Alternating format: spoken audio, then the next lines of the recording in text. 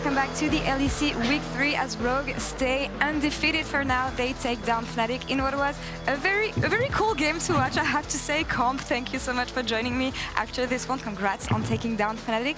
A couple words about the game, because there was like cross-map action all over the place, and even though you managed to grab a lot of kills early on, it didn't translate in so much map pressure because the gold was dead even. So talk me through the early game, what you missed maybe in execution, because you didn't manage to grab such a good lead, it feels. Yeah, I think it's kind of weird because their team comp is also like, they want to play a lot for plates and stuff because they have the Lucian Nami bot lane and they have the Renekton top side, so they're kind of forced to kind of be ahead. Yeah. And it felt like even though we actually find a lot of picks, we didn't really had a huge lead, right? But I don't think that really mattered in the end because we just knew that after we spiked to 2-3 items, their team fighting should be very unplayable. And we also pull out the Janna, so that was something. Yeah, actually, now that you mention it, I wanted to ask about Janna because it's a champion that we know has been buffed and we were expecting it to see it in the LEC. What does it change for you? How does it pair with Jhin first? And also, what kind of pressure it adds in the bot lane? Well, basically, you mostly look to pick Janna when you see enemy team comp. Like, basically, we saw that Diana Renekton and we're like, okay, sure, why not just pull it out? We've also been practicing it since it got buffed, right? So, yeah. I mean, it felt pretty good. I mean, the laning phase was a bit hard, right? But we knew after he picked Lucian on 4 that they would install lock Nami on 5, right? Yeah. But we just didn't really care, and we just knew that as long as we go even, it would be like kind of game over for them. Yeah. So. Very good game plan that you executed nicely here. Focusing a bit more about Rogue, you guys are undefeated right now. And looking at the schedule, you have this week, you had Fnatic today, and Vitality tomorrow. And we see that the team is slowly ramping up into becoming maybe a monster in the LEC.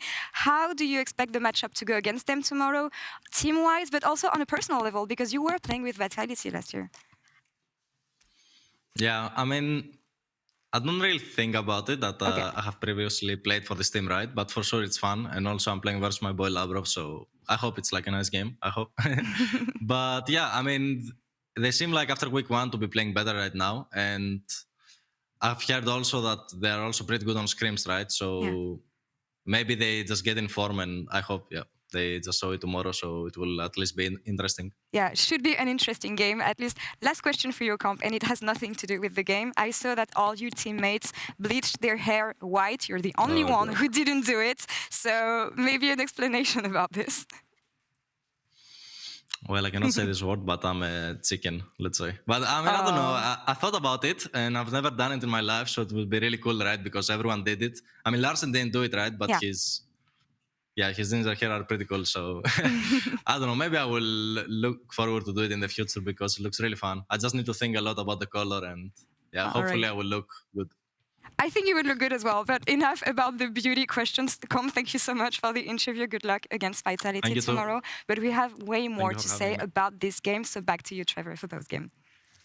Thank you very much, Laure. Comp, I think whatever color you dye your hair, you're going to be a very beautiful man. Now, bear with me for a moment because the regular season Kings lived up to their nickname. They remain the only undefeated team in the LEC right now. All of the experts thought it was Fnatic that would keep the 18-0 dream alive, but it has been the year of Rogue so far in the LEC. They beat their best ever starts to a season by going 6-0. They also set a record for their best winning streak ever. And I'm going to say it right now.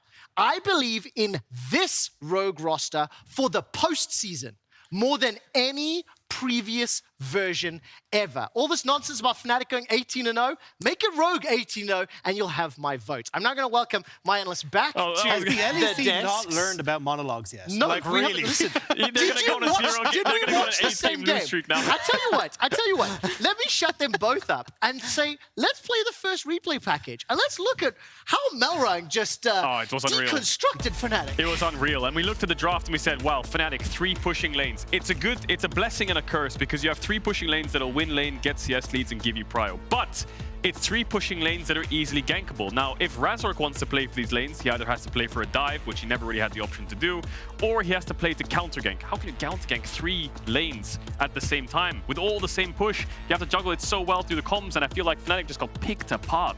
Yeah, and I will say, on top of Melrang, I gotta give a shout out to Trimby. I was looking for Leona. I didn't realize Janna was just Leona. So Trimby managed to pack up the Giona in the bot lane and picked off everyone, setting up so many of these plays. You can see how quick that tornado was coming out, and how potent Trimby was in working with Malrang to succeed on finding these picks. And you could see how the game played out from both drafts, right? You're 15, 20 minutes in the game. Rogue have 11 kills, Fnatic have 3, but we're even in gold because we have plates and we have CS advantages, right? So Fnatic still are in it. But the fact that Rogue had more map control than Fnatic and were able to push sides, they could TF ult absolutely anywhere they wanted.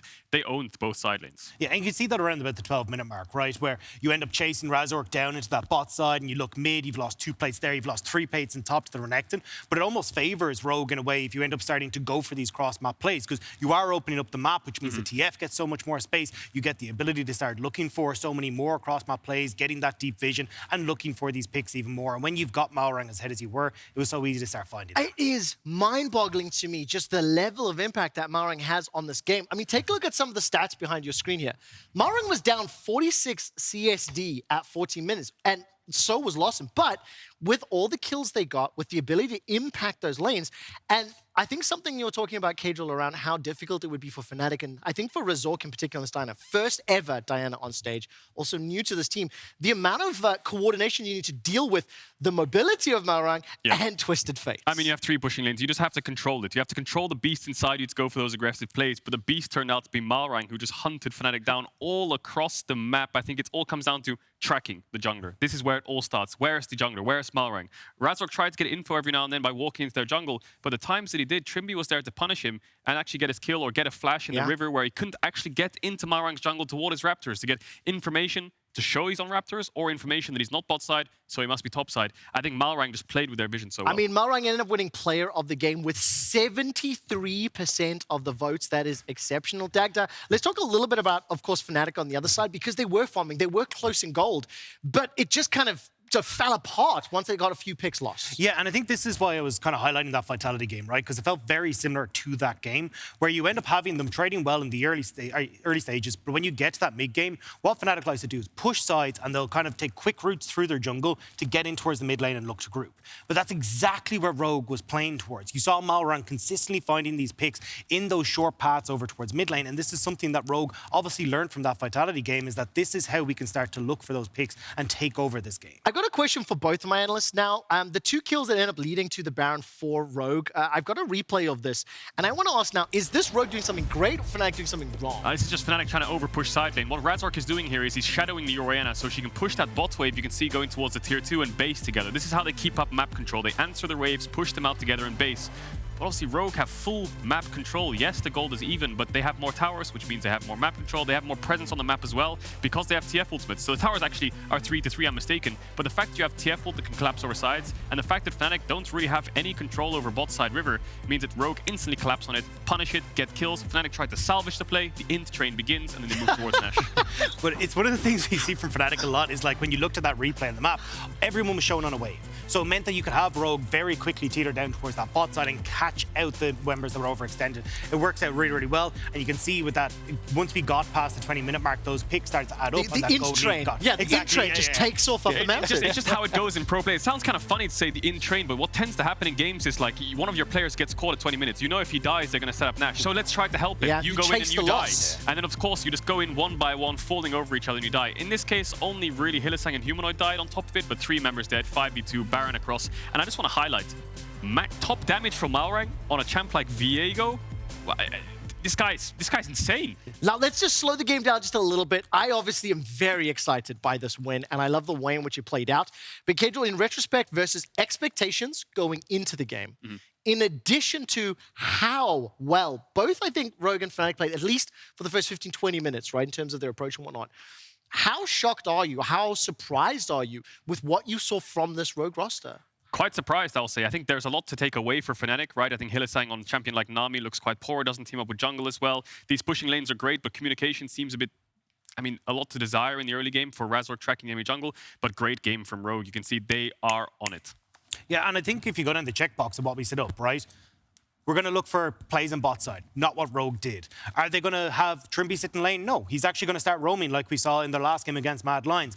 Malrang as well, going on to these carries, not really looking at these early skirmishes where he's able to give over the early plays. It's a very different style from Rogue. Even Odo on these big carries in the top lane. This wasn't what we expected at all. And the checkboxes we'd set up, none of them are ticked. Very last thoughts. Well, I just think the Fnatic need to focus on more. We use these pushing lanes to get vision. Help Razor get into their jungle. Use your pushing lanes to team up, whereas Rogue did fantastically. Malrang and Trimby always together. They absolutely were. Fantastic win for Rogue. Now let's move on to the draft for the last game of the day. It is Misfits Gaming taking on G2 Esports. These are two teams from the top half of the standings looking to strengthen their playoff ambitions. What a day of games. This is awesome. Absolutely what a day of games. This is awesome. Trevor, thank you. We're still Drakos and Guldborg. Hello. That's the other camera. There's a lot of them around here. They follow us. Armut, it's actually very impressive that he can go from camera to camera so reliably. Sometimes they're hidden, but he finds them every single time. That's like the production fun fact. If it's hidden in a wall, he will find it. How? We don't know. More importantly, though, we just talked about Rogue and Fnatic a lot. That said, Misfits and G2, the center of attention now. And this is a weird story, Guldborg, because if you tuned out of LEC for like a year, you're like, why is G2 in a middle-of-the-pack battle with Misfits? But that's the status quo right now. Misfits rebuilt, G2 rebuilt, and while they're both teams with playoffs ambitions, they've yet to find that final form. It's something we've seen before, where these two teams, they have to come together around their rookies. It's probably going to take a bit more than just 3 weeks, but they're lining up to become something greater right now. It's a great way to test your strength of powers.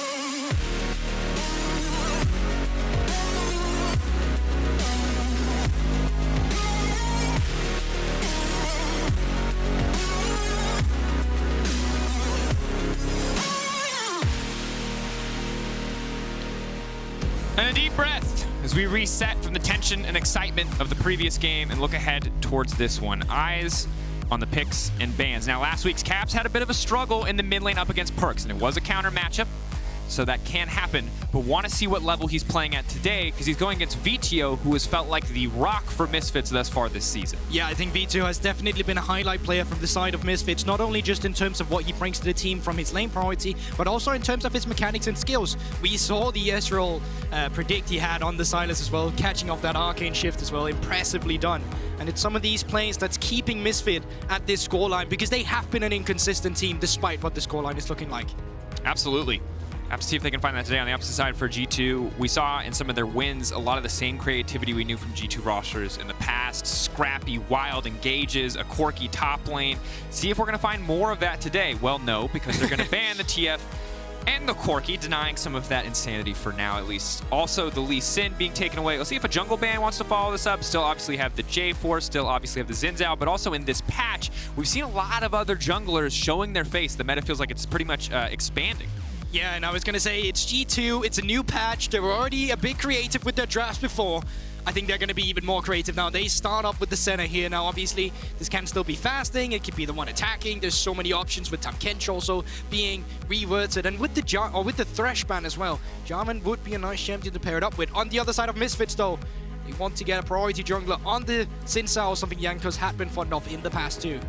Now, debating what the option is here. Can respond with an AD carry, takeaway, can respond with a priority champion of their own.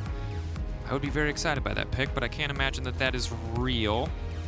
We're not supposed to talk about the hoverovers, and that's exactly why, because it's Jhin. We did just see the Gwen hover before that worked out with Vitality. Look, yeah, so I will give you the benefit of the doubt. There's a lot of new champions today. You know, I'm adjusting, I'm adapting. Senna, of course, one of them, and I'm excited to see what G2 pair it with. Now, I feel like everybody has a half of the new G2 bot lane that they're more excited about, whether it's Targamas or Flakked.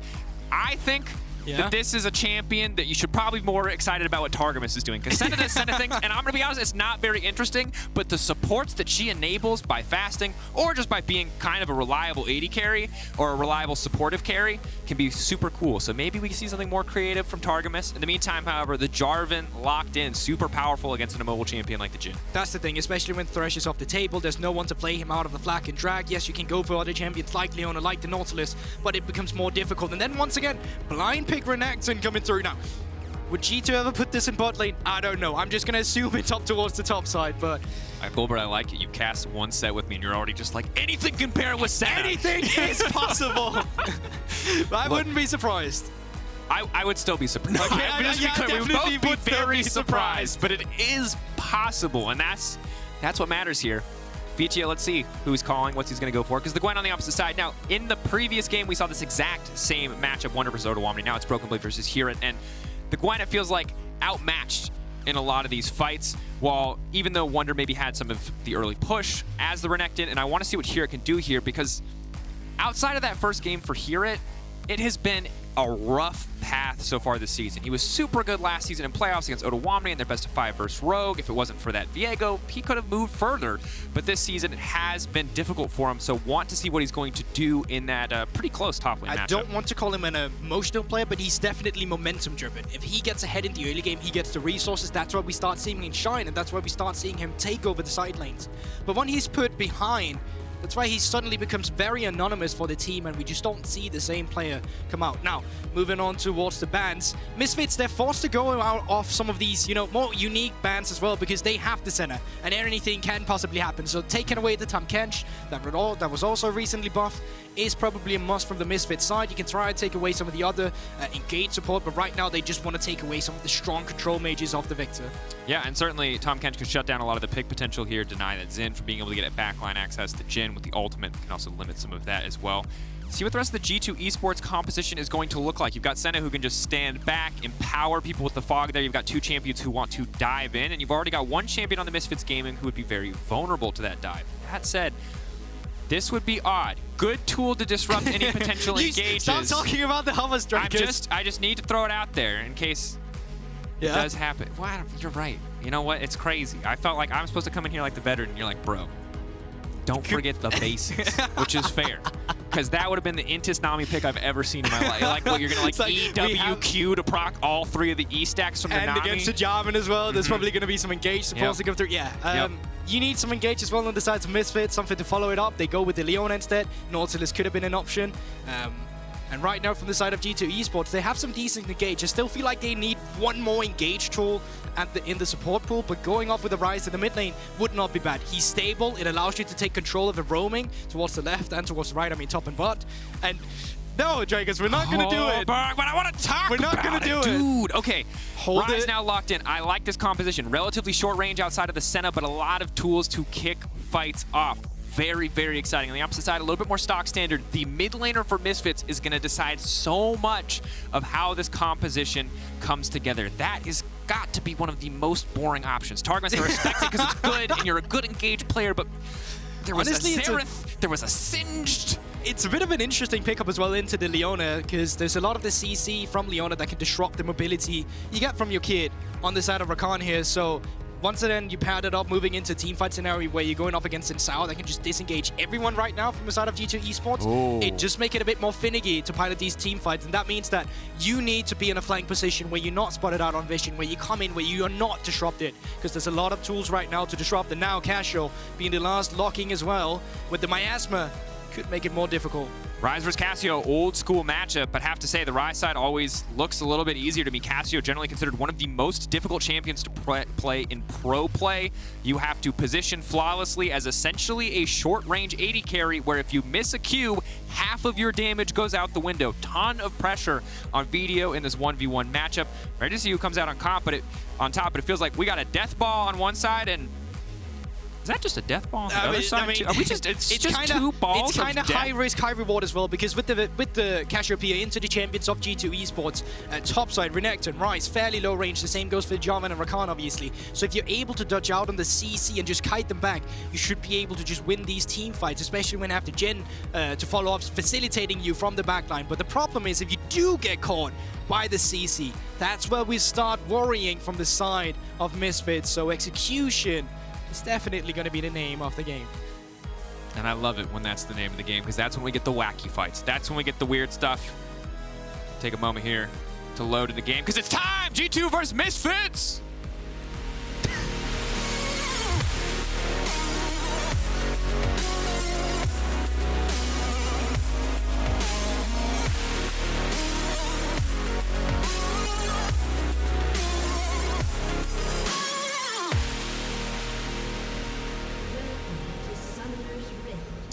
Might have come in a little hot there at the end.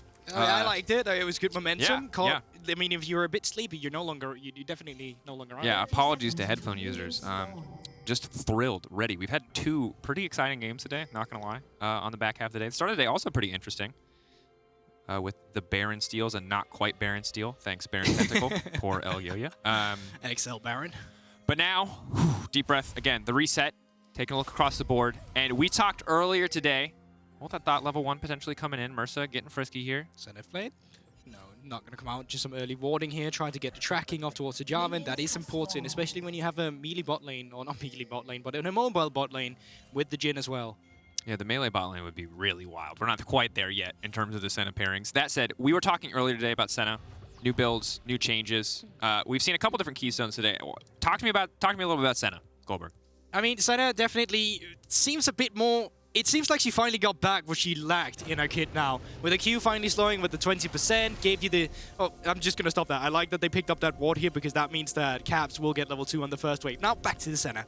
Now, having this actually just helps you stack up your stacks on the passive way easier, and it actually gives you some more room to play around with in teamfights. We've seen them go for the Eclipse as well, which just pairs up nicely with the fact that I slow enemies with my Q, but I also get movement speed out of proccing Eclipse, and it lets you reposition easily and more in fight, which has kind of brought her back into the meta, and we've seen pretty much all the AD carries in our league spam her in solo queue. Yep, and I hate her as an AD carry. I used to love it when she fasted because she enabled wild stuff, but we'll see what Flakked can do here. Both of these AD carries, a lot more about the utility they provide. We'll certainly both do a lot of damage as well, but interesting, we've seen a couple different keystone options this time around. The mid lane is the fleet footwork, and Vetheo, how's he going to do this one? The Ghost forward, looking to lock him up. The E already landed. The leap forward should be clean follow-ups. You see they're waiting. They lock him down. Now Shlatan now stepping forward, but only level 2, so he can't actually follow up. Clean first blood for G2 Esports. Yeah, flash for flash on both sides in the jungle and the mid lane, but first blood, as you say, going over to the side of Caps. TP is up from Vetheo. He does have a wave pushing into him, but all in all, that's a big G2 victory.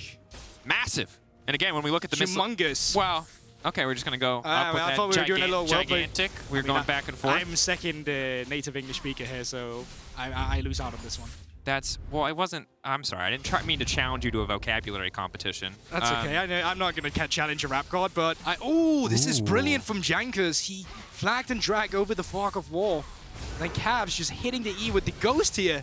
Flashing forward afterwards to connect it. It's just beautiful done by G2 once again, and Jankos showing off with his intelligent pathing yet again. And here in the English vocabulary school, the optimal word there is dead. He did.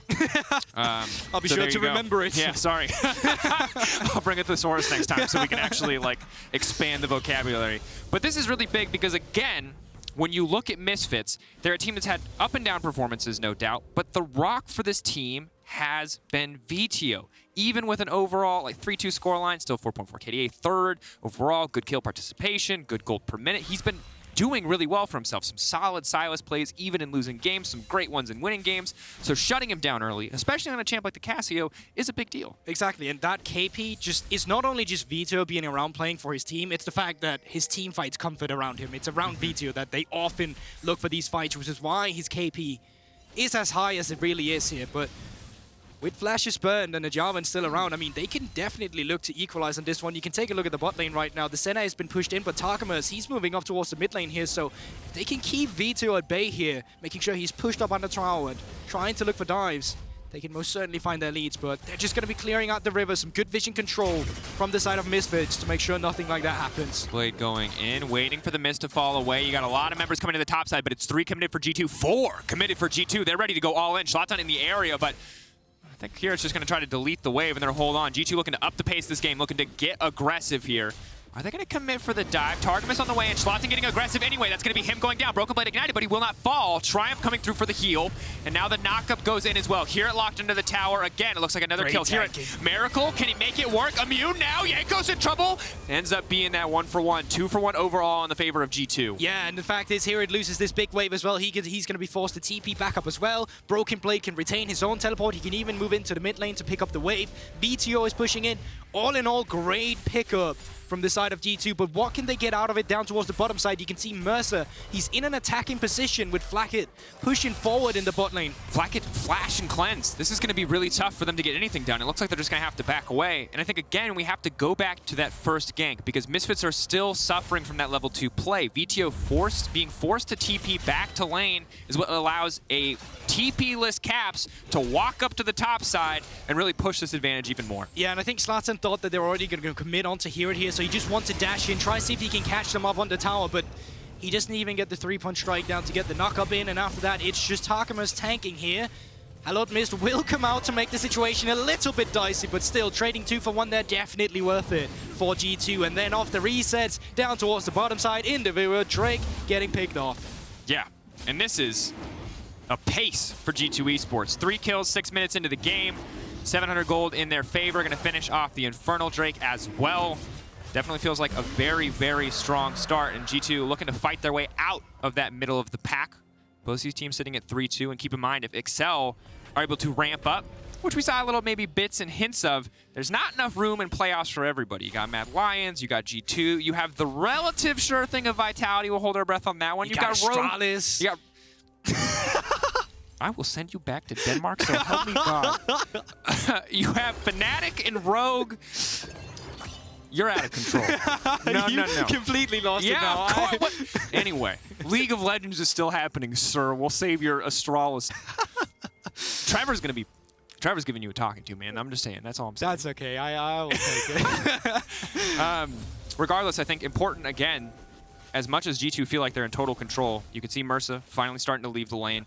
And it's time kind of for us to look at some of the avenues that Misfits can use to balance out some of this early gold discrepancy, because it's definitely not insurmountable yet. It's just a dragon, 600 gold. Some of these matchups are definitely difficult, but it's not impossible because you can see Vetheo individually making good use of his time in lane, building up some CS in his favor. And this is Targamas as we know him from the ERLs as well, just way off that bot lane. He needs to be out of the map. Shadowing Caps while Jankos is just clearing the jungle camps. Once he gets that blue buff, then you can start getting the priority as G2. When you have that priority in the mid lane, then you start being the aggressor. League of Legends is kind of a turn-based game. It may not look like it, but that's definitely how it stands. If you take extra turns, usually you die. That's, that's how actually it works. true. Caps, no vision on that ward on the top side brush, so has to be a little bit careful. With Jankos covering him on the top side, he doesn't have to be concerned. Now gets to clear out that control ward for free, and we check in again on the bot lane briefly. Never mind. Top side, we could see some action. Jankos spotted. Great ward by HiRit to know this is coming. Clearing the wave means he should be just fine, but as mentioned previously, Targamas spending so much time out of lane that he is behind Mersa in terms of overall experience. Level 6 still very important for Rakan. But it's also great, so great from the side of G2 because you take away an offensive tool from HiRit. He was forced to use the ultimate just to clear up the waves. Because of this, you can just start off hit Riftel. You know that the enemy is not going to be contested. So now Caps, with his mid lane priority, can try and move down towards the bot side to shadow his own bot lane to make sure that Misfit do not get a counter attack on the opposite side of the map. Yeah, definitely a good look. Game still relatively neck and neck. We'll keep our eyes on the scaling as we move further. I think as we have a brief moment here, we kind of mentioned a little bit about HiRit in the draft. But you know that HiRit's a guy who I think was really starting to make a name for himself last summer. But here in spring, it has definitely been a struggle. And part of that, as you highlighted, when you give him resources, he does good stuff. You see some of that in the jungle proximity stats difference. But he has been dying more, getting less done. Oh no. And now G2 are bullying him, making the graphic come true.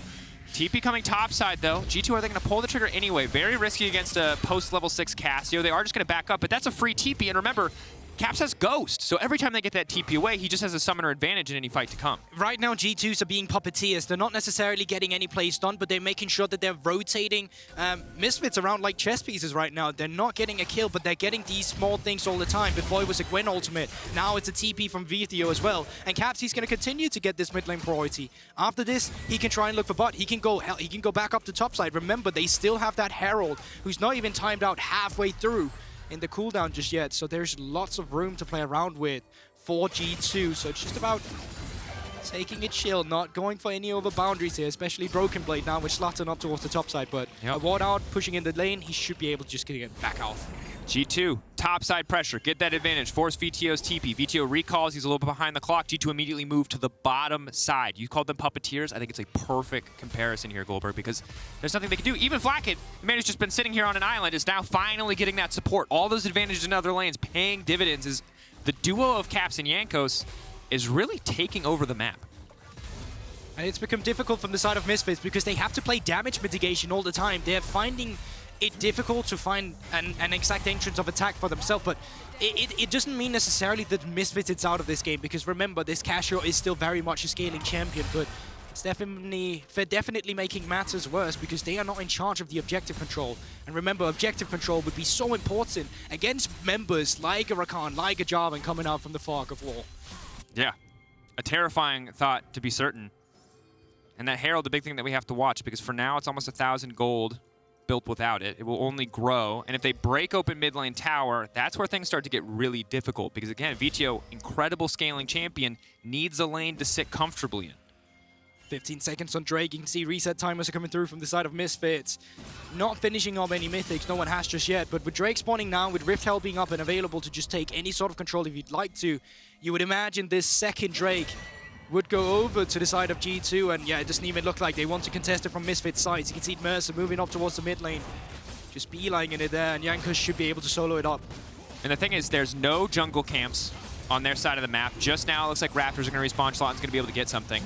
So G2, after they take this, they recall. Yes, they're behind maybe for a brief moment, but no, they're just going to keep going. They're just so far ahead in terms of map plays. There's nothing for Misfits to get in response. They don't have a wave top side. And if G2 want to commit bottom side, they might be able to extend this lead even more. Instead, they're just going to be happy taking that small advantage at no cost. Yeah, that's the thing as well. Rift Hell spawning up in just a moment as well, running out of the inventory of Jankos. He can use it down the mid lane, and yeah, with the bot lane priority, you can see Targamas moving off for that mid lane. Caps just waiting around, getting ready to clear the waves, and it seems like it's just going to be some gold funneled into the Danish mid laner.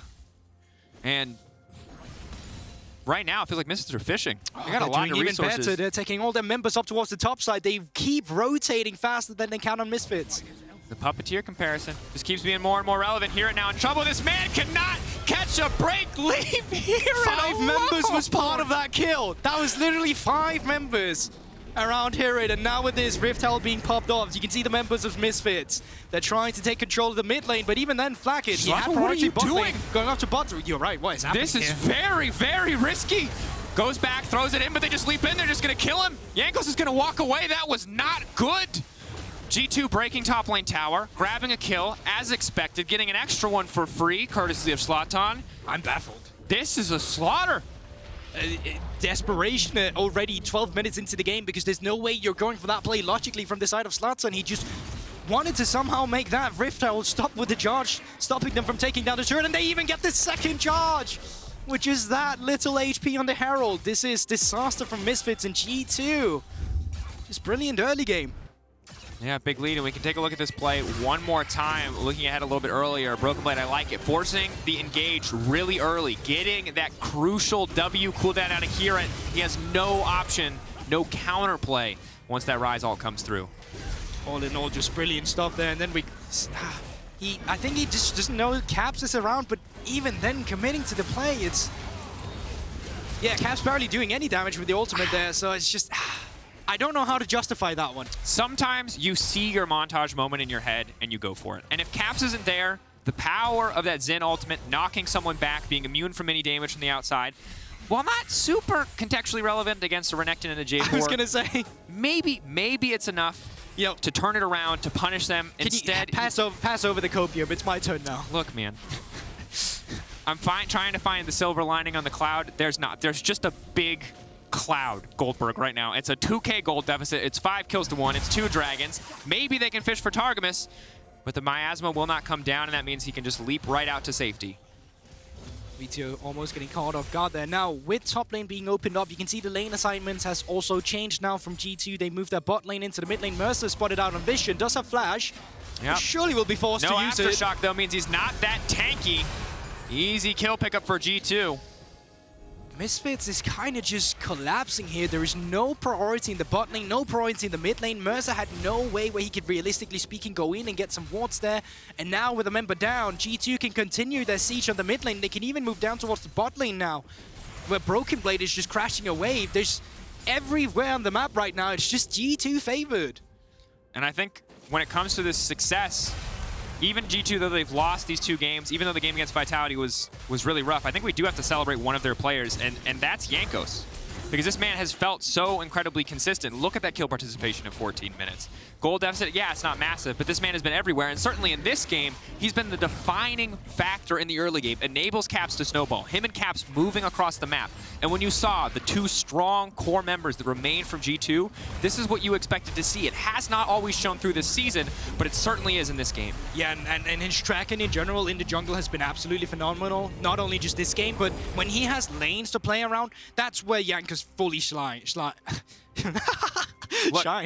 is what I'm trying to say. Man, I'm just gonna be. If I tried to cast in German, it would be like a million times worse than you. So I'm impressed. Well, I'm not German. No, I know, but that's my equivalent language that I as my second language. Yeah. That's fair. I know you're not.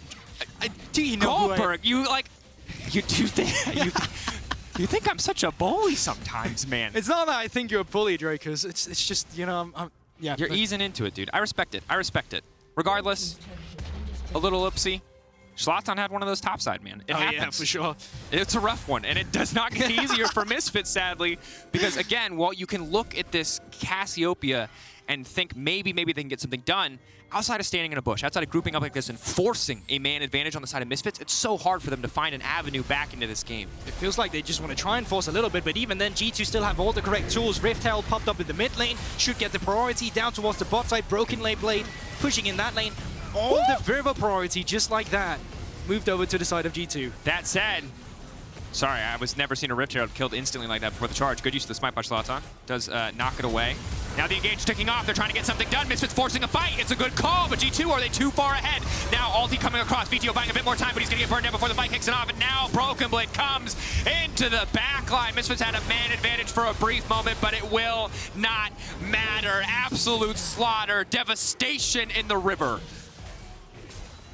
I mean, they doubled their kills on that one, so that was pretty good from the side of Misfits. But outside of that, it's still G2 showing up once again. I don't know if the TP is necessary from the side of BrokenBlade, but although it works out in the end, it did still create a window from the side of Misfits. You can see BrokenBlade TPing down behind him, allowing this to be a 5 versus 4 situation, which is making the situation a little bit disjointed. Shlatan with a decent ultimate as well to scatter up the members, but once BrokenBlade arrives to the teamfight, the gold lead is just still too big from G2, and there's nothing they can do. Great kiting away from Flakked in this instance, utilizing this low on the Sennas, and they pick up the teamfight, they pick up the Drake, and they put themselves on soul point. And it's so hard because you don't have that Janna. You don't have a Gragas. You don't have any tools to get that Jarvan to get everyone out of your face. So you can see in those fights from Vetheo, he can be powerful if he gets to play League of Legends. Sadly, he just has not been able to. Hold on to that thought. He's going to find the lockup. Cap's playing a little bit longer, but he's basically out of mana. The bar can look tiny, but it is a Ryze, so he's still strong enough to kill Mersa. Maybe burning him, ticking. He's going to fall. Yes, 1 for 1 there. Shutdown for Vetheo is massive, however. Brilliant for Cavs trading out 1 for 1, but as you're saying, shutdown is the big part here, and Vetheo getting it is the even more greater from inside of Misfits here. Now backing off, can he finish off a second item? I'm not too sure about it just yet. But it's keeping your hope up for Misfit. It is still a 6k gold lead from the side of G2 right now, which obviously does not make matters better. And an Ocean Soul, just 4 minutes away. Misfits certainly on a timer, it feels like. Hard game to play for Misfits at this point, with a Jarvan that's this far ahead, with a Ryze and a Renekton who can follow up. They need to find a way to protect that backline, but it's difficult. Neon going to be in trouble here. Mersa coming in. Jankos happy with a small advantage, but here comes HiRit fishing for the punish. He knows Jankos has no flag and drag. That's 1 kill picked up. Flakked, no way out of this one. 2 fast kills for Misfits. Big shutdown to the back pocket of HiRit. Nothing on the map for them to take, but more money back for them. Yeah, big mistake from the side of G2. Caps died. They were at a member's disadvantage, and they forced down the mid lane with people collapsing on them from the side of Misfits. So there's no objectives right now to be taking. This is the last moment where you get to create an in-play like that from the side of G2, because once we reach past 20 minutes, that's where Baron all of a sudden can cost you the game if you make mistakes like that. Reminder, if you haven't seen a Cassio in a while, she eats Baron alive. The Jhin not going to be a problem. You got a Gwen there too. They will shred through that objective, no doubt in my mind. But they would have to find an opportunity to do it, and Shlatan is taking a big risk here for this red buff. Blast Cone in the area, he should be okay, but if he gets spotted, he could be in trouble. He's not. He's going to get it. He's going to make it out. Mission impossible. He's achieved it. He's stolen the red buff. Risky business, but Little it works wins. out in the end. Little wins, Guldborg. He take the small dubs, especially for Shlatan, who has needed some, created a little momentum for you in this game. Might be the win that's changing your journey in this game so far. But I will say the last 2 plays has worked out in favor of Misfits. They picked up the shutdown on Caps. They picked up 2 kills in the mid lane. It's not created an even state of the game for them just yet, but it's most certainly giving them a bit more hope to play for in this game, and they need more plays like that. Yeah. Gonna be hard though for Neon. Burn that flash in the last play, which makes the follow-up easy. Targamas now coming over the wall looking, but there's Shlatan in the midst of the team. Maybe he can get something done. Maybe he can fire back. Jankos goes golden under the tower. Flakked drag. Where is it? He gets locked up. The CC comes in. Jankos will now fall. Baron's up, but it's not a big enough advantage for Misfits to force. Again, small wins, 1-for-1. Neon for Jankos. Once again, if you can just keep picking up these 1-for-1, you live for that as Misfits. The more you can stall out this game, the more you can pick up these items, the greater. But you are still on a timer. BrokenBlade committing to a play on HiRit, and Caps is also about to collapse from the top side. But the rest of the members of Misfits... Are they going to try the 3-man? Might just flip this one out. I think they smell it on the side of G2. You can see they're already moving back up, but it's creating a solo kill moment for the side of HiRit. BrokenBlade, huge advantage. But he looks like he's baiting. Caps is already heading down. He has the Realm Warp up and available. Ooh, that said... Oh, he is. BrokenBlade, expert baiter here. Caps. Oh, it's too late now. He's going to have to dash away. Ghost coming out. That's going to make it so hard. HiRit knows that he has to turn and fight. With the Ghost up, he cannot outrun the opposition. He's just going to drop. Does not want to burn any major cooldowns. And a play that was almost a winning play from the side of Misfits. But the great reef from G2 was turned into a victory for them. And still Caps showing up once again on this Ryze. Really maneuvering well in the fog of war. Just to create some tension on Misfits' side. And if you give Caps the lead, we know he can carry. Here you see the play. Jankos, knowing there's no flash build for Neon, makes the start of this fight very easy. There it is. Knockout coming into it. It's still a bit too ambitious going forward for this one. Neon almost lives that exchange, and then Shlatan able with the ultimate to pick up this one undamaged. Now, it is still 30 seconds until this soul now for G2, so this is where Misfits really has to stand and show that they can come up and contest. Right now, the vision control is an advantage for G2. They have the river watered up. They have the lane watered up. They have found themselves pockets of vision, which is a necessity for this Jarvan and Rakan to come in with a great engage. Classic setups here. Objective bounties up for Misfits so they can win a fight. Maybe they can start to shift the gold back in their favor, but G2 have some waves that they need to respond to. They can just brute force this, however. They don't really have to be worried too much about forcing for creep, so it will just be a 5v5. G2 on the bottom side, Misfits on the top. BrokenBlade does have TP as well, and there's a flank wall. No, it just got timed out as well, so it's going to be difficult for him to join around it. There he comes, another one was placed around, and there it is. Curtain call, TP coming in. They're going to get the early ult coming out from Neon. They've isolated BrokenBlade off to the side, but the Dragon is what matters. Keep your eyes on that Jhin 4-shot, buying a bit of space. It is going to get cut down. That's Ocean Soul. What will it cost G2? For now, absolutely nothing. BrokenBlade makes it out. Jankos goes in. That's a big start to the fight. Vetheo, can he turn it back? No! There's just too much CC. They don't get to play League of Legends. Caps on a killing spree. Absolute domination. Misfits look like they might get a fight. Yes, they lost the Ocean Soul, but maybe they can get something back. But in the end, G2 take that away too. G2 could look for the Baron here, but they're pushing down the mid lane. I think they realize they can't actually end the game, but they will pick up the Baron buff. And what a great setup from Jankos once again, allowing Targamas to enter the fight with a 3-man knockup with the quickness grand entrance. Beautiful from G2. Picked apart in this exchange. And for better or worse, this TP does split up the members of Misfit. 3 of them wants to turn on the Renekton. The other one wants to try and come in and steal the Drake. But Targamas sorting out the Zhao. Caps actually picking up the Drake. BrokenBlade on the other side of the map trying to run away from HiRit. But this is the big moment from Jankos. Flashes into Cataclysm. Flakked and drags out to safety, setting up the rest of his team members. It's absolutely beautiful for G2. Caps flashing in, getting the spells out before the stun can come through. Maybe Vetheo gets a little something back there, but it will not happen. Now, G2, Baron, Ocean Soul, big ol' gold lead. And it feels like this is going to be a Baron power play sponsored by Red Bull finish here in just a moment, as Misfits are running out of options, and G2 is certainly strong enough to start forcing some of these objectives. Yeah, and they get so many tools in their draft as well to just move around with this Baron buff. You have the Ryze ultimate, you can teleport the minions as well, so you can take care of this bot tower, you can move your members in towards the mid lane tower afterwards. It's so easy for G2 to just rotate around the map, and that's just what they've been doing the entire game. From the first minute mark, they started with their first roaming. They've rotated the members of Misfits like the Puppeteers. Yeah, I love that Puppeteer comparison. Misfits sadly just behind in so many areas, not able to match the pace. Again, it starts with little things, little ganks, little summoner spell advantages, and it grows so rapidly. And well played by G2, using the setup CC from someone like the Renekton, the reliable follow-up from someone like a Jarvan, the Ryze as well. G2 with CC in their lanes are a terrifying team to play against, no doubt in my mind. Seeing now as they siege on 2 lanes, taking their time just protecting the cannon. Hard, again, Neon, Vetheo, not super long-range champions. Have a hard time stepping forward here. They don't have any super reliable wave clear. It's not an Orianna, it's not a Victor, it's a Cassio. BrokenBlade now pushing in as well. Frees up G2 to be a little bit more aggressive here, getting that tier 2 for free. HiRit can step forward to contest, but can't overextend. Just like this, mid lane wave or bot lane wave pushing in here with the range on the center here. They should be able to just pick it up. You can see Jankos positioning in this fight, keeping the members of Misfits out of Flakked and drag range, so just the thought of him going in is making them back off. Yep, BrokenBlade just looking for a little bit of positive trade there, but G2, they're not forcing anything because they don't need to. They're pushing in with their minions. They're taking this slowly. They know if Misfits overextend, overpush, overforce, they will win the fight. But Misfits as well, at some point, they have to find a way. They have to look for something. They have to go for Hail Mary. Your poke does not matter. You are playing against Ocean. It's go in and force a fight or just be bled out. That's a reality you have to get accustomed to as Misfits, but it seems like they're still waiting around. They don't want to go for it, and who can blame them? They're so far ahead on G2. HiRit though, trying to turn it back, trying to get a kill, back down. He's going to find the shutdown. That's going to be massive. HiRit finding a brief moment, finding an advantage. BrokenBlade a little overconfident there, but it's still just a 1-for-1. BrokenBlade traded for HiRit. But the Baron buff off the members of G2, and it's slowing down the siege. Flakked in the mid lane trying to put it up.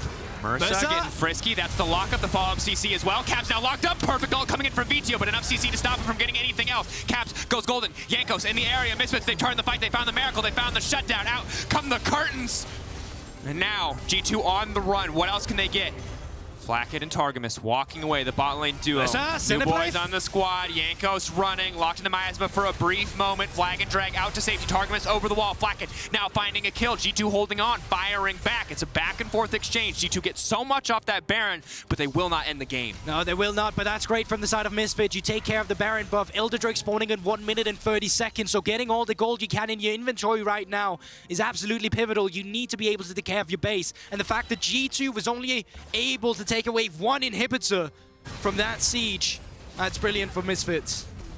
Bot side inhibitor, they'll have to match that pressure though if they want to contest the Elder. It does not stop for Misfits. They do not get a 5-minute break. 2 minutes till the Baron, 1 minute and 10 seconds now till the Elder. They're going to have to be ready to fight for those.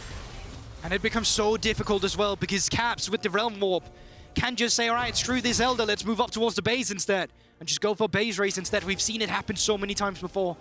50 seconds for this Elder Drake. You can see G2, they're getting priority on the top side of the map. BrokenBlade, he does have that teleport. Caps picking up blue buff right now to make sure he's at his best capabilities as a machine gun Ryze. Level 16 for Caps, only 15 for Vetheo. Neon just now finishing the IE. 3-item Jhin maybe can get some work done in these fights, but he's going to have to find the space to work with again. The Renekton, the Ryze, the J4 leaping into your backline. Have to see how they can stop that from happening because the Senna slows are getting stronger. Flacked's starting to hit hard as well too, so feels like a slow, inevitable push in for G2. Misfits still gonna have to fish for a moment or an opportunity because if they give up a major objective, if Shlatan gets caught out and they're able to suddenly take Elder or Baron for free, you know this game is over. I like how G2 are spending that downtime as well. They're not around gathering control at the Elder Drake. They're gathering control of the enemy jungle instead, so it becomes so much more difficult from the side of Misfits to face check because they have no vision right now.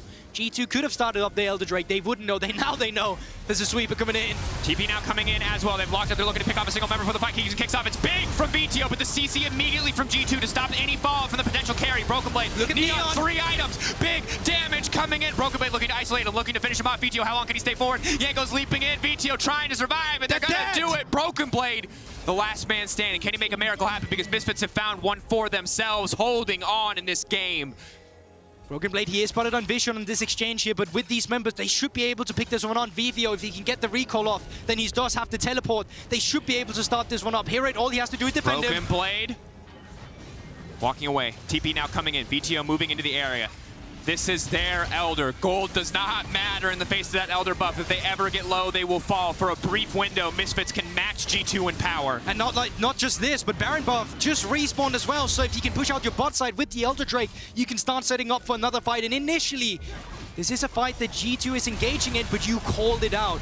Vetheo in this exchange, flashing forward, the Miasma, creating such a big choke point here where it's so difficult for the members of G2 to fight it. And then Neon becoming a flanking Jhin, he's using the back facilitating.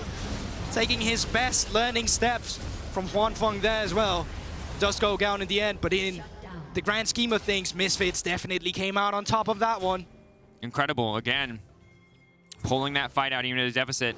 Cassio, an incredible scaling champion. Jhin, very powerful in those auto attacks. Might struggle burning through some of the tankier champions, but you saw there taking half of Flakked's health in a single auto attack.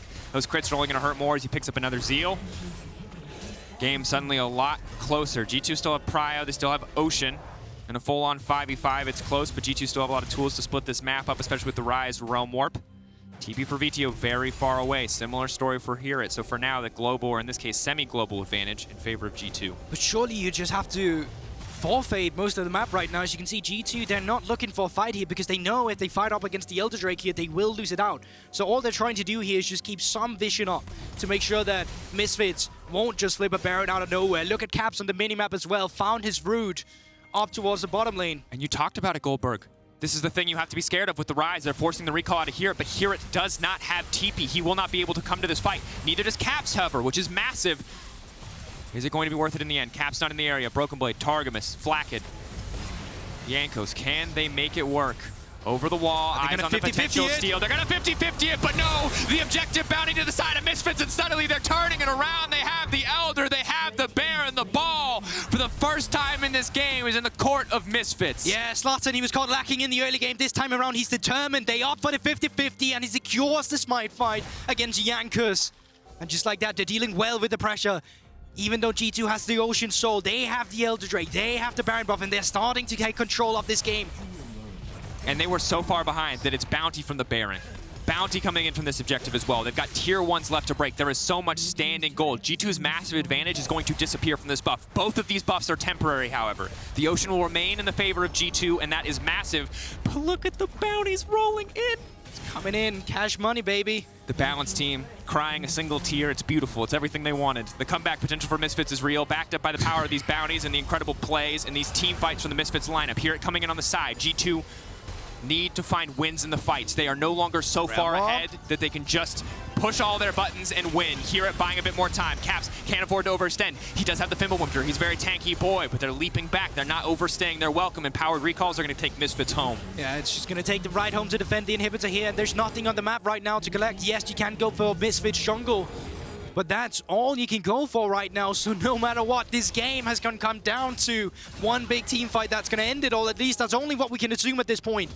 G2 started out so nicely with great macro, but it ended up becoming a niche of team fights instead. And this is not the first time Misfits has operated like this. We've seen them just be able to stay even, finding one team fight to all of a sudden flip the coin and get the gold lead for themselves. Guldborg, but they weren't even. They were incredibly far behind. True. They were dead to rights. It might have. That just makes it even more impressive. The final nail of the coffin is coming in. They burst out.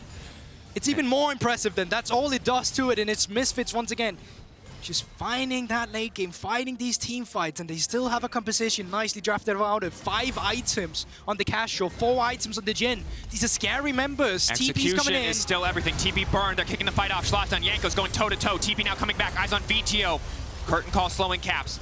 Making it out to the side. Out of the range.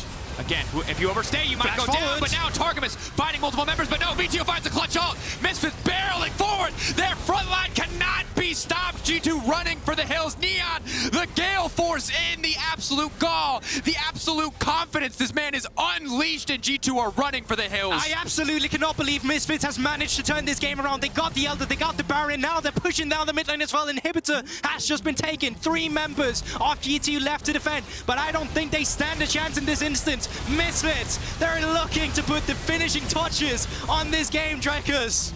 And if any team could pull a rabbit out of the hat, it might as well be Misfits. Moving in, breaking the base, but no! HiRit's still standing. Can he do it? The X-Pack is still going. He's resurrecting! And just like that, it's a quadra for Flakked! There's no way that just happened. Misfits might just have dropped the ball. 30-second death time is 10 onto 17 onto Mersa. Caps has to Realm Warp. He just spawned. There's ways for you to make this work. You can ignore the minions wave. 20 onto Neon. I cannot believe it. G2, they might be going for the ending now. Misfits, they might just have thrown the comeback at the last stages of the game. A brief pause Keep your eyes on the right side of the screen and on the minion wave in front of you. The thing that matters most are these death timers. That Realm Warp. Mersa will not be enough to stop them. Neon will not be enough to stop them. They're going to need everybody if they want to win this fight. G2 are barreling down. Mersa, there's just no way. It's not a rabbit out of the hat, it's a goddamn miracle. They can make this one work. G2 pushing in, Neon still standing. He does big damage, but they don't have to fight PvE. They PvE their way into the base. Trapped in the They're looking to break it. They just want to finish the game, and they're gonna do it. G2 it's a miracle win. They were in control. They lost everything, but they managed to find a way back. What have just happened? That should not have gone like that. That's not supposed to work, G2. That's not how you clean up the games, but it works for them. In the words of Donkey, not even close, baby. My God, no one will look back on that and say that that was a clean game, but it was certainly a game of League of Legends, and I loved every moment of it. What a back and forth. Well played. This is going to hurt Misfits so much, but they came back. They found a way back. Well played to them. They're going to look at that early game and they're going to be so mad, but they still found their moments.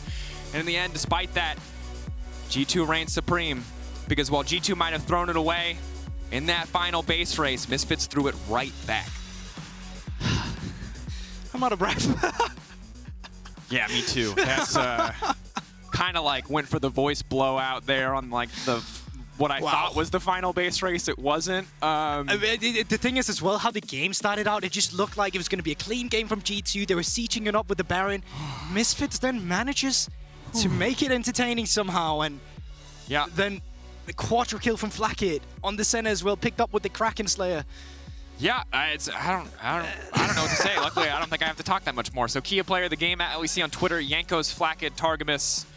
A lot of options there. I think at the end of the day, hard to know who it feels like who MVP, because it was such a back and forth game. Because like if we look at the early game, it's Jankos 100%, but then they kind of threw it all away and then they kind of came back. So it's complicated. It is very, very complicated and a tough decision. Luckily, not up to me to decide. I know. I was gonna say we don't have to vote. We're just here. You guys have to vote. Twitter, LEC.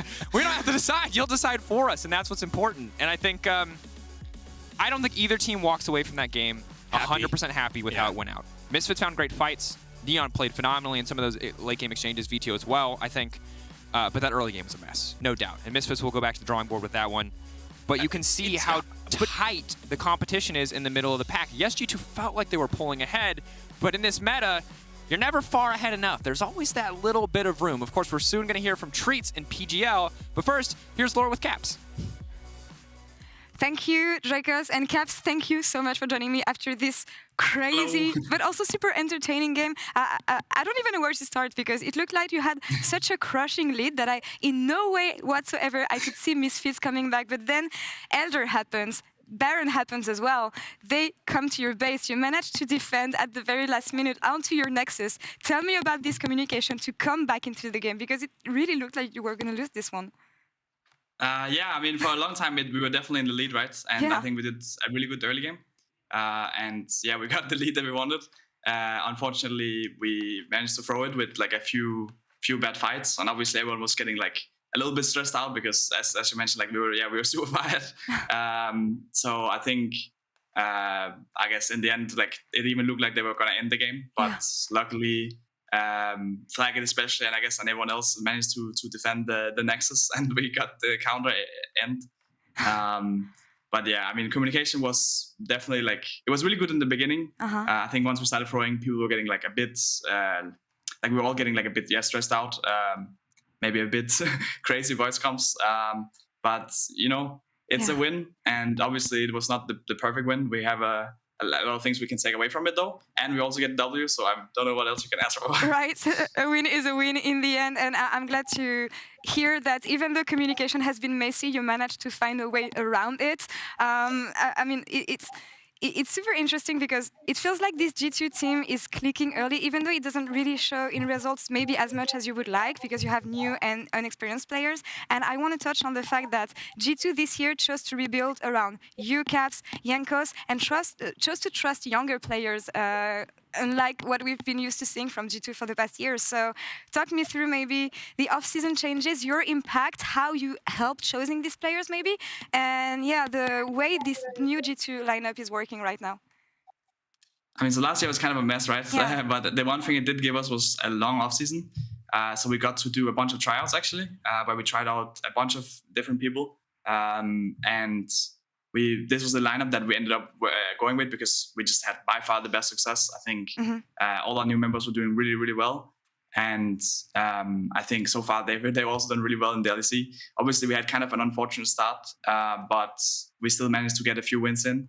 And now I feel like we are actually getting in a good rhythm and we're getting in some good gameplay. I mean, obviously, we ended up throwing this game, but like the early parts of the game were really, really good from us, I think.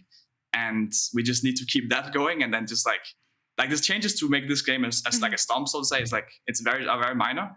And as soon as we get those fixed, then I think we'll be a super strong team. And I'm really impressed with both BB and top lane, but also our bot lane, how they're doing so far. Yeah, tell me more about the bot lane, actually, this rookie bot lane, Flakked, Targamas. They're actually in contention for player of the game right now. So yeah, some words about your bot lane as an experienced player, Caps. I mean, I just think it's super fun to play with. I mean, I know Targamas is not a rookie, right? But it's super fun to play with like less experienced players. And I really like playing with Flakked, especially because he has like, I mean, he's never been in the LEC before, so he has this like extra hunger, this extra like I don't know, like humility, I guess, where he's like very humble, and I can learn a lot from that. I feel like because I've been in the LEC for a long time, and it kind of reminds me when I first joined. So it kind of gives me some flashbacks of how I can try to get back in top shape again, right? Yeah. And I think so far they're doing really, really well, as I mentioned, both at the Worlds tryouts, but also on the LEC.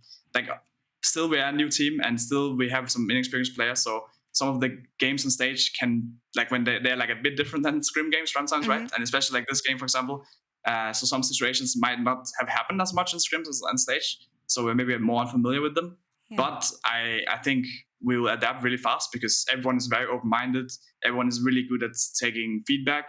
Everyone's good at giving feedback.